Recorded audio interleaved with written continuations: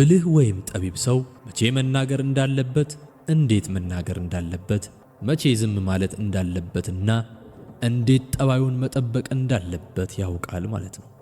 ጥበብ ካለ የትዳር ችግሮች ወይም የቤተሰብ ጭቅጭቅ ይወገዳል። ነፍሳትን ማሸነፍ የሚፈልግ ሰው ትዕግስተኛና በቀላሉ የማይሰላች መሆን አለበት። ብልህ አገልጋይ ሌሎች ሰዎችን በእርሱ ምስል ውስጥ ለመቅረጽ አይሞክርም። ምንም አይነት ተስፋ አይኖርም ብላችሁም አታስቡ። ምላሽ ቢኖርም ጊዜ ሊወስድ እንደሚችል ግን አስቡ። ነፍሳትን የሚያሸንፍ ሰው ብልህ ነው።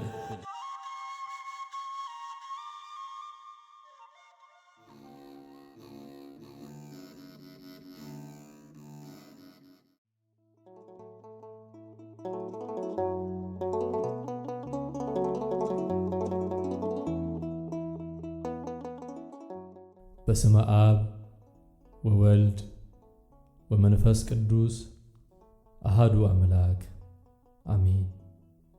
መንፈሳዊ አገልግሎትና መንፈሳዊ አገልጋይ የግብፅ ኦርቶዶክስ ቤተክርስቲያን ፓትርያርክ ቅዱስነታቸው አቡነ ሺኖዳ እንደጻፉት አያሌው ዘኢየሱስ እንደተረጎመው ምዕራፍ 7 ክፍል 2 ነቃፊዎች አትሁኑ።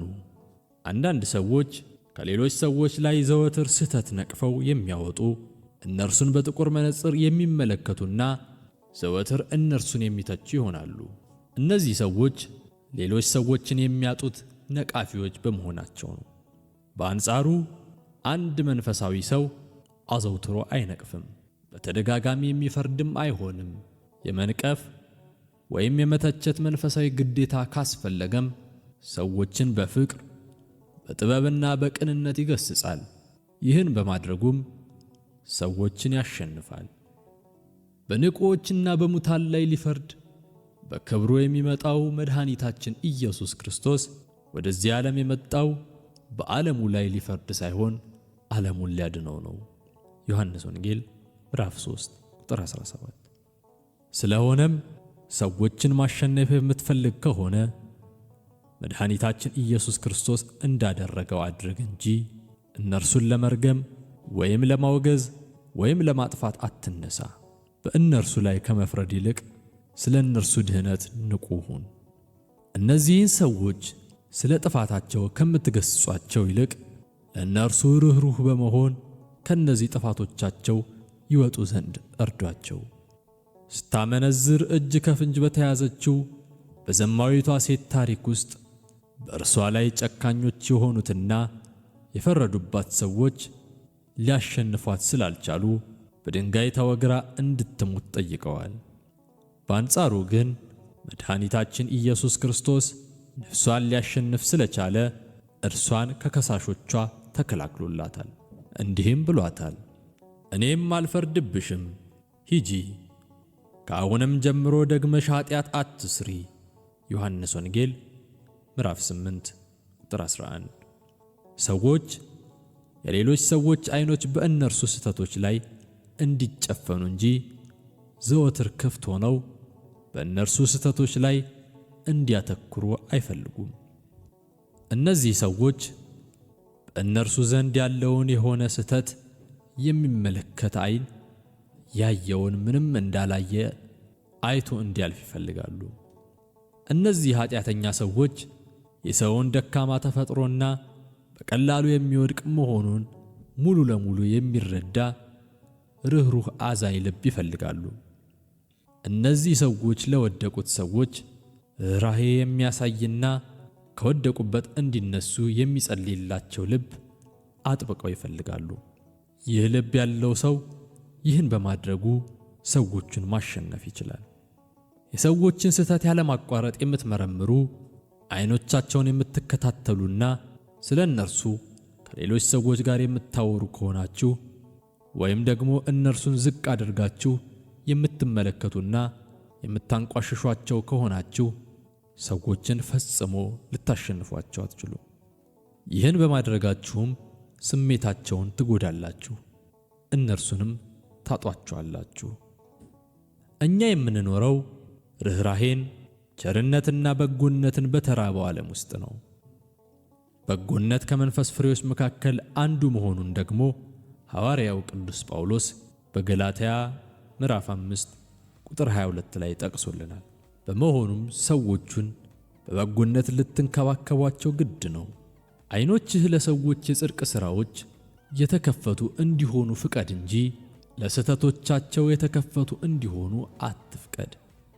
በስህተቶቻቸው ላይ ማተኮርህ እነርሱን ተስፋ ወደ መቁረጥ ወይም ወደ ዛለ መንፈስ ይመራቸዋል። ይህ ሁኔታ በማክበር እንደማትመለከታቸው አድርጎ ያሳውቃቸዋል። ወይም ስላሉበት ሁኔታ ግድ እንደሌለህና እነርሱን ለማዳን የማትጨነቅ መሆንህን ይገልጥላቸዋል። አገልጋይ እንደመሆንህ የሰሯቸው ስህተቶች ሳያሳፍሯቸው ልታስወግድላቸው ትችላለህ። ይሁን እንጂ ከዚህ መመሪያ በተለየ ያለ ጥብቅ ቁጥጥርና ሥርዓት ባለመጠበቅ የሚኖሩ ሰዎች አሉ። እነዚህ ሰዎች የሚገጥማቸውን አደጋ መገንዘብ ይችሉ ዘንድ ከመንፈሳዊ መልፈስፈስ እንዲነቁ ሊደረጉ ይገባቸዋል። በፊታቸው ያለው መንገድ እንዲበራላቸውም ይፈልጋሉ። ሌላው ቢቀር እንኳ እንደነዚህ አይነቶቹ ሰዎች ያለምንም ማንቋሸሽ የሚገስጻቸው አንድ ሰው ያስፈልጋቸዋል። ይህ ሰው እነርሱን ከመውደድና ከማዳን አንጻር ይወቅሳቸዋል። እመኑኝና ሰዎች ርኅራኄና ቸርነትን እንደሚራቡት ማበረታታትና ምስጋናንም ይራባሉ። እነርሱ ይህን ምስጋና የሚፈልጉት በውስጣቸው አንድ መልካም ነገር እንዳለ ስለሚያሳውቃቸው ነው።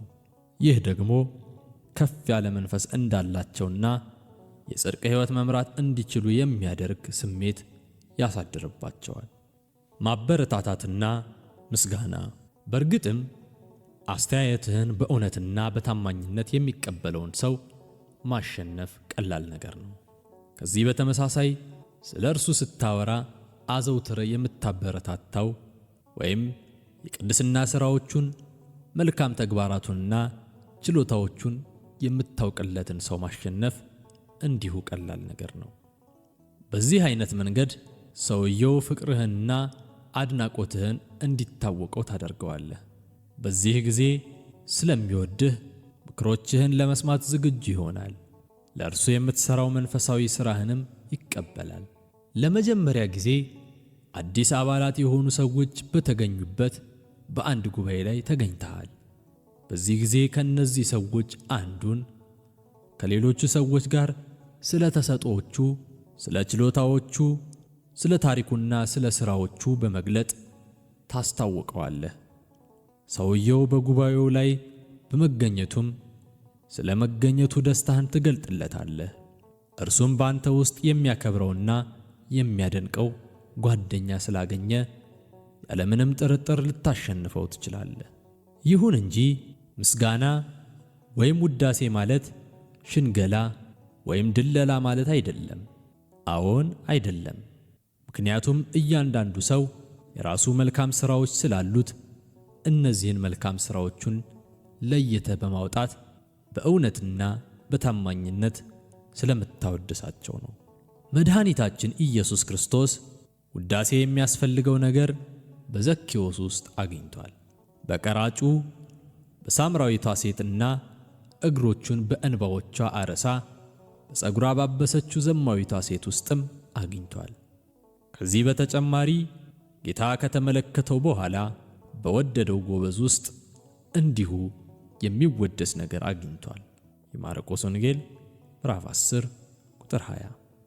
አምላካችን ኢየሱስ ክርስቶስ ለሳምራዊቷ ሴት እንዲህ ነበር ያላት፣ መልካም ተናገርሽ፣ በዚህስ እውነት ተናገርሽ። ዮሐንስ ወንጌል ምዕራፍ 4 ቁጥር 17 እና ቁጥር 18። ለዘማዊቷ ሴት ደግሞ እጅግ ወዳለችና ሉቃስ ወንጌል ምዕራፍ 7 ቁጥር 47 በማለት ነው የተናገረላት። እርሷ ከፈሪሳዊው ከስምዖን የምትሻል መሆኗንም ጨምሮ ገልጧል። በእነዚህ ሁሉ ምሳሌዎች ውስጥ መድኃኒታችን ኢየሱስ ክርስቶስ በጭቃ ውስጥ ተቀብሮ የነበረውን ዕንቁ ማግኘቱን፣ ማጽዳቱንና ማመስገኑን እንገነዘባለን። ከዚህ በኋላ ይህን ነፍሳቸውን በጥበብ ላሸነፋቸው ሰዎች ገልጦ አሳይቷቸዋል። የጠርሴሱ ሳውል ወንዶችንና ሴቶችን እያሰረ ወደ ኢየሩሳሌም በመምጣት ቤተ ክርስቲያንን አሳዷል። የሐዋርያት ሥራ ምዕራፍ 9 ቁጥር 2። እርሱ ይህን ያድርግ እንጂ በውስጡ ኢየሱስ ክርስቶስ የተመለከተው ጥሩ ነገር ስለነበረው ለመንግሥቱ መስፋፋት ሐዋርያ ይሆን ዘንድ መርጦታል። ከውጫዊው ጨለማ በስተጀርባ ያለውን የተሸሸገ ብርሃን ማግኘት ምንኛ ውብና ድንቅ ነገር ነው! ደክመው አድናቆት፣ ታግለውም ማበረታቻ ያላገኙ ብዙዎች አሉ። እነዚህን ሰዎች ካስደሰታችኋቸው ታሸንፏቸዋላችሁ። ከፍተኛ ውጤት ለማምጣት በብርታት የሚያጠናውን ወጣት ተማሪ ምሳሌ አድርገን መውሰድ እንችላለን። ይህን ልጅ በቤት ውስጥ የሚያደንቀው ከሌለ ትኩረታቸውን በማዕረግ በመመረቅ ወደ እርሱ ለመሳብ ይገደዳል።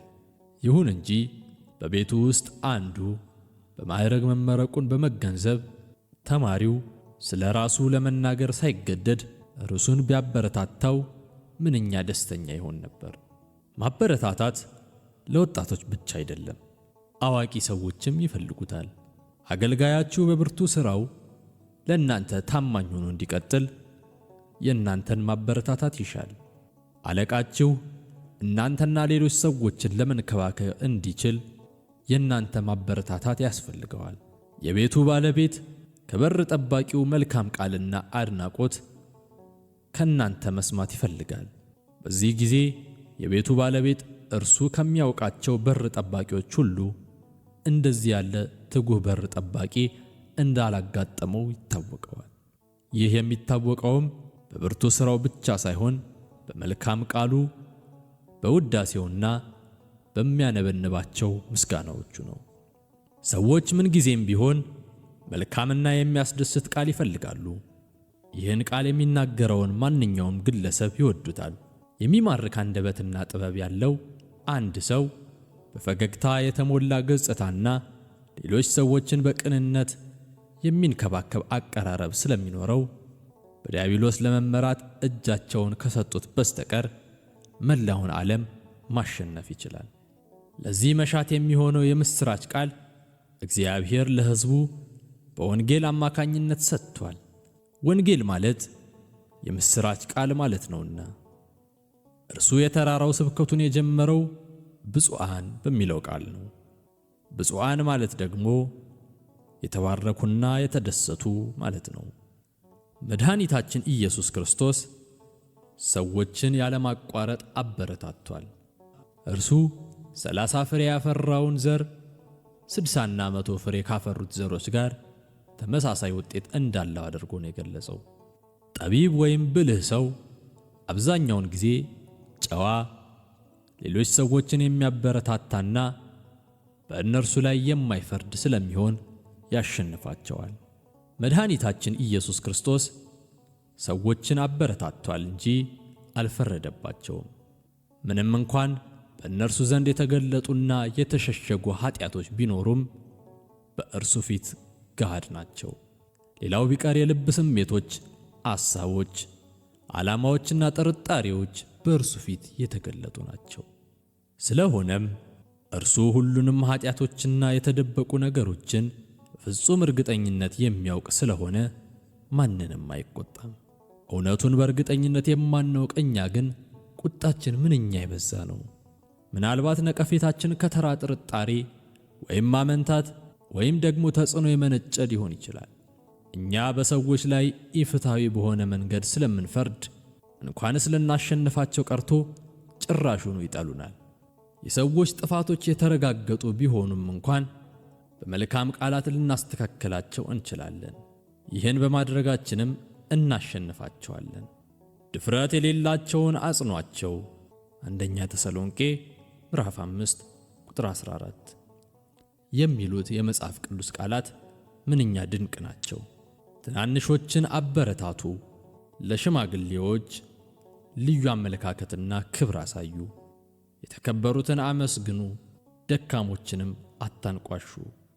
ነፍሳትን ለማሸነፍ መልካምና ጠቢብ የሆነ ሰው የሚያበረታቱ ቃላቱን፣ በረከቱን ለሁሉም ሰው ያድላል።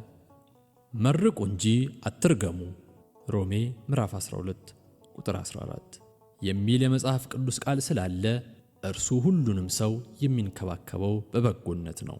የሚከተሉትን መልካም ሥራዎች ተግባራዊ ለማድረግ ተለማመዱ። ሁሉንም ሰው ለማሸነፍ ሞክሩ። ለእያንዳንዱ ሰው የሚገባውን ክብር ስጡ። ሰዎችን ሁሉ አክብሩ። እያንዳንዱን ሰው ወደ እግዚአብሔር ፍቅር በሚበራ ፍቅር አሸንፉ። በሌሎች ሰዎች ውስጥ ያሉ መልካም ነገሮችን አበረታቱ። ሰዎችን በማበረታታትና በትህትና አሸንፏቸው። ሰዎችን በትህትና አሸንፉ። ሰዎች ራሱን በእነርሱ ፊት ከፍ ከፍ የሚያደርገውና እርሱ ታላቅ እንደሆነ አድርጎ በመቁጠር እነርሱን ቁልቁል የሚመለከታቸውን ሰው አይወዱም። ይልቁንም ራሱን ከሌሎች በላይ ከፍ አድርጎ የማይመለከተውን ትሑት ሰው ይወዳሉ። ስለሆነም ሌሎች ሰዎችን ማሸነፍ የምትፈልጉ ከሆነ ራሳችሁን ከፍ እንዳታደርጉ ተጠንቀቁ። እነርሱ ራሳቸው ከፍ ሊያደርጓችሁ ከፈለጉም ከዚያ ስፍራ ሽሹ። የእናንተ መረዳት ከሚያዳምጧችሁ ሰዎች መረዳት የበለጠ መሆኑን ለማሳየት ስትሉ ስብከት ስትሰብኩ ራሳችሁን አትግለጡ፣ በእውቀታችሁም አትመኩ። ይልቁንም ትኩረታችሁን ለመንፈሳዊ ሕይወታቸው በሚያስፈልጓቸው ነገሮች ላይ አድርጉ። እነርሱ ከሚያውቋቸው ነገሮች የበለጠ ብዙ ነገሮች የምታውቁ መሆናችሁን ለማሳየት ስትሉም ለመረዳት የሚከብዱ ቃላትንና ሐረጎችን አትጠቀሙ። ይልቁንም እጅግ ጥልቅ የሆኑትን ርዕሰ ጉዳዮች በቀላሉ ለመግለጽ በአካሄዳችሁ ትሑት፣ በአገላለጻችሁም የማትከብዱ ሁኑ። ሃይማኖትን ወደ ፍልስፍና እንዳትለውጡም ተጠንቀቁ። ሐዋርያው ቅዱስ ጳውሎስ የተናገራቸውን ቃላት አስታውሱ። እኔም ወንድሞች ሆይ ወደ እናንተ በመጣው ጊዜ በቃልና በጥበብ ብልጫ ለእግዚአብሔር ምስክርነቴን ለእናንተ እየነገርኩ አልመጣሁም። እምነታችሁም በእግዚአብሔር ኃይል እንጂ በሰው ጥበብ እንዳይሆን ቃሌም ስብከቴም መንፈስና ኃይልን በመግለጥ ነበረ እንጂ በሚያባብል በጥበብ ቃል አልነበረም። አንደኛ ቆሮንቶስ ምዕራፍ 2 ቁጥር 1 እና 4። በአገልግሎታችሁ ውስጥ በገዛ ቃላቶቻችሁ ሌሎች ሰዎችን አነቃቁ እንጂ ራሳችሁን አታነቃቁ። ስለሆነም በአገልግሎታችሁ ትሑታን ሁኑ። በራስ ዘንድ ለሚገኝ ከፍተኛ አመለካከትም ቦታ አትስጡ። በዚህ ሰዎችን ልታሸንፉ አትችሉምና። በራሳቸው ዘንድ ያለ ከፍተኛ አመለካከትን ዓላማቸው አድርገው የሚያስቀምጡ ሰዎች በስብከታቸው ውስጥ የሚያተኩሩት በቋንቋቸው ወይም በሰበሰቧቸው መረጃዎች ላይ እንጂ በመንፈሳዊ ተጽዕኖ ላይ አይደለም። የእነዚህ ሰዎች ዋና ዓላማ ሌሎች ሰዎችን ወደ ንስሐ ለመምራት ሳይሆን ለእነርሱ አድናቆት ለማግኘት ብቻ ነው። ሰዎችን ሊያሸንፍ የሚፈልግ አገልጋይ የሚረካው የሚያገለግላቸውን ሰዎች በማሸነፉ ብቻ አይደለም፣ እርሱን የሚመስሉ አገልጋይ ባልንጀሮቹን ሲያሸንፍ ጭምር እንጂ።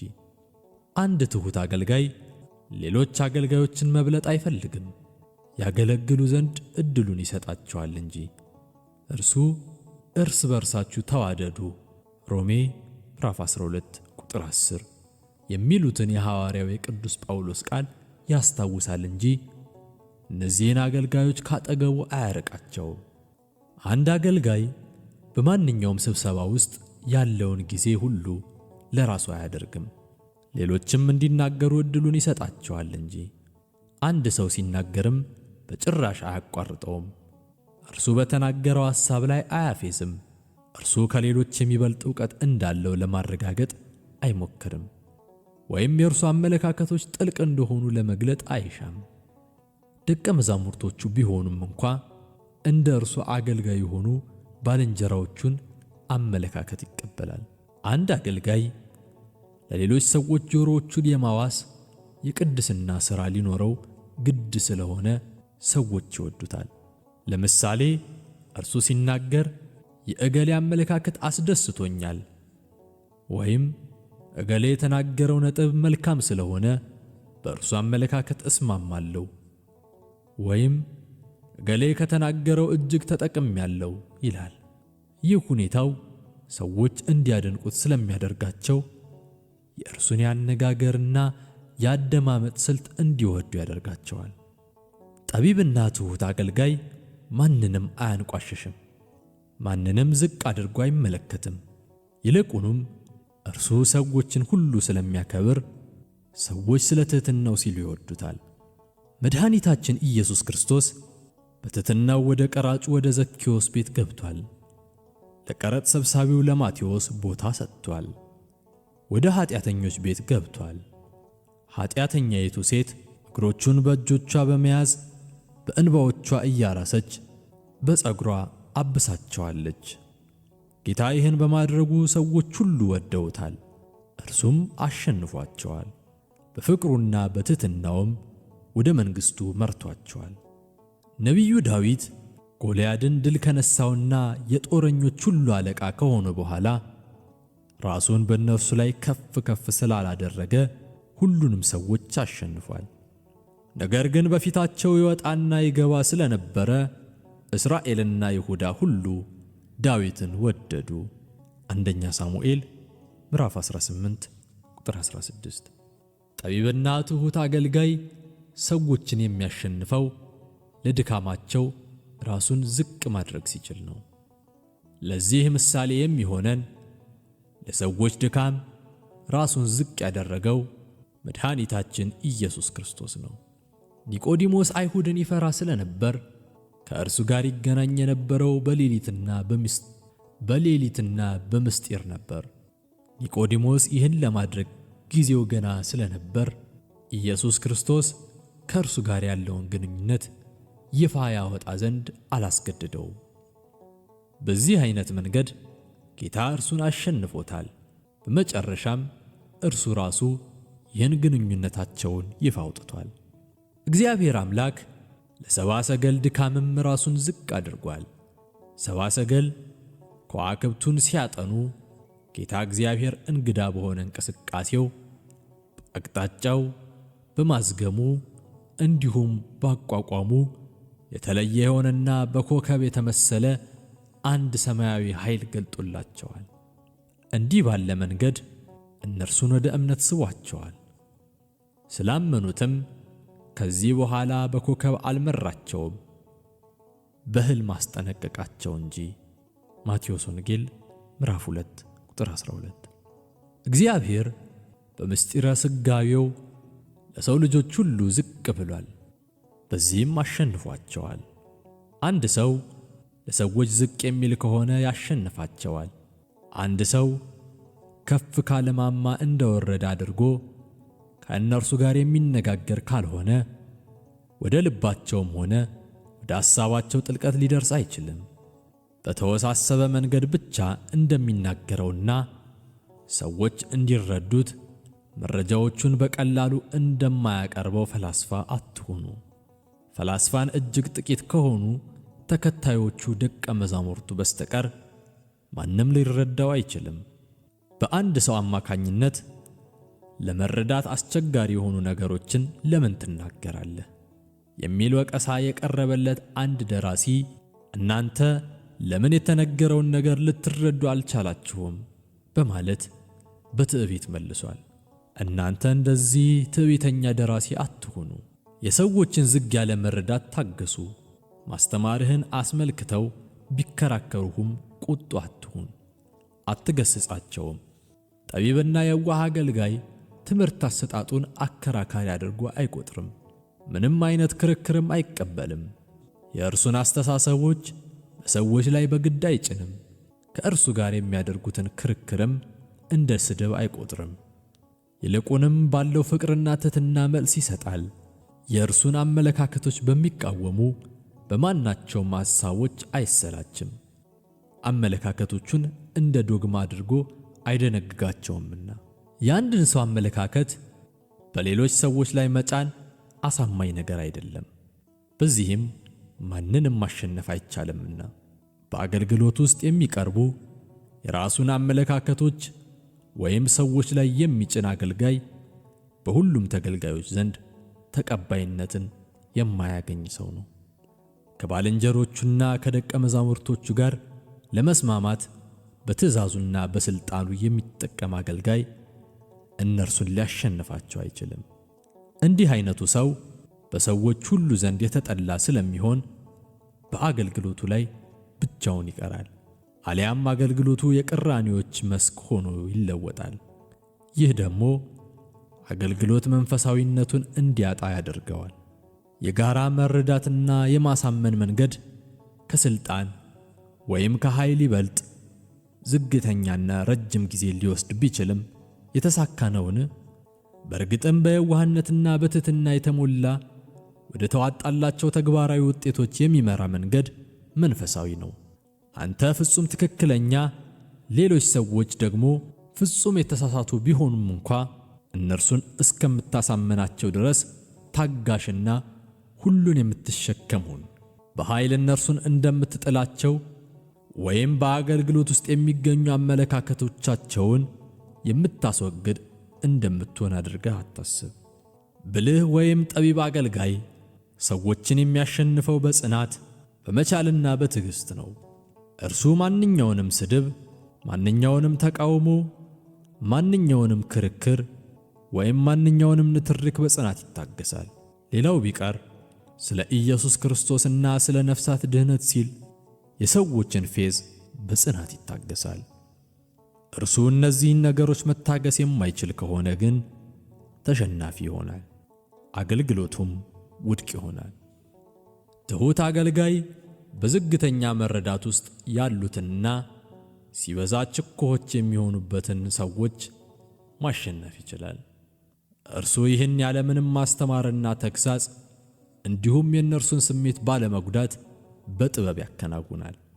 በአንጻሩ ብልህና ትሑት ያልሆነው ትዕግሥት የሌለውና በገዛ ራሱ ብልጣብልጥነት ወይም በእውቀቱ ወይም በሥልጣኑ የሚተማመን አገልጋይ በሌሎች ሰዎች አመለካከት ወይም ጠባይ ሊረካ አይችልም። በመሆኑም እነዚህን ሰዎች ዘወትር ይቆጣቸዋል፣ አንዳቸውን ተችቶ አንዳቸውን ይነቅፋል። ለሦስተኛው ደግሞ ከባድ ቃላት ይሰነዝራል። ምክር ሲሰጥም በሚጎዳ መልኩ ወይም በማፌዝ ወይም በማሽሟጠጥ ይሆናል። አሊያም ደግሞ አንድ ሰው በተረዳውና በሚያስበው ነገር ላይ በግፍ የተሞሉ አስተያየቶችን ይሰጣል። ይህን በማድረጉም ሰዎችን ሁሉ ያጣል። ምክንያቱም እርሱ በውስጡ እነርሱን የሚያነጻጽረው ከራሱ ዕውቀትና ከእነርሱ ደካማ አስተሳሰብ ጋር ነውና። ብዙ ሰዎች ታላላቅ ሕሊናዎች ቢኖራቸውም ቅሉ ዝቅተኛ መንፈስና ልብ ሊኖራቸው ይችላል። እንደነዚህ አይነቶቹ ሰዎች በአገልግሎታቸው ውድቅ የሚሆኑት በእውቀታቸው ወይም ምሁር በመሆናቸው ሳይሆን በራስ ወዳድ ልባቸው፣ ትዕግሥት በማጣታቸው ወይም በማመናጨቃቸው ነው። የእነርሱ ሕሊና መፍትሄዎችን አያቀርብላቸውም። ነርቮቻቸውም ታላላቅ ሕሊናዎቻቸው የድርጊት እርምጃ ይወስዱ ዘንድ እድሉን አይሰጧቸውም። በመሆኑም በዚህ ጊዜ የአመራሩን ስፍራ የሚይዙት ነርቮቻቸው ይሆናሉ። በመጨረሻም የሚከተለውን ጠቃሚ ምክር እንለግሳችኋለን። እግዚአብሔርን ካሸነፋችሁ ሰዎችን ሁሉ ታሸንፋላችሁ። በአገልግሎት ውስጥ ለሰዎች መንፈሳዊነትን ከማስተማራችሁ በፊት እናንተ ራሳችሁ መንፈሳውያን ሰዎች ሁኑ። ሰዎችን ወደ እግዚአብሔር ለመምራት ትችሉ ዘንድ ወደ እርሱ የሚያደርሰውን መንገድ እወቁ። አስቀድማችሁ እግዚአብሔርን ማሸነፍ ከቻላችሁ ከእርሱ ጋር በጽናት ያለችው ነፍሳችሁን ማሸነፍ ትችላላችሁ። ራሳችሁን ማሸነፍ ከቻላችሁም ሌሎች ሰዎችን ማሸነፍ ትችላላችሁ። ይህን ልታደርጉ የምትችሉትም በማስተማራችሁ ብቻ ሳይሆን ከዚህ በሚልቀው ምሳሌነታችሁ ነው። የሰዎችንና የእግዚአብሔርን ፍቅር ገንዘባችሁ ለማድረግ የምትችሉበትን የጥበብ መንገድንም ማግኘት ትችላላችሁ። እግዚአብሔርን ብቻ እንጂ ራሳችሁን የማታሸንፉ ከሆናችሁ የአገልግሎትን ኃላፊነት መቀበል አትችሉምና ቆይታ አድርጉ። ባለመድኃኒት ራስህን አድን በማለት ሰዎች ሊገስጿችሁ ይችላሉና። አስቀድማችሁ በዓይናችሁ ውስጥ ያለውን ምሰሶ ማስወገድ ከቻላችሁ በወንድሞቻችሁ ዓይኖች ውስጥ ያለውን ጉድፍ ልታወጡ ትችላላችሁ።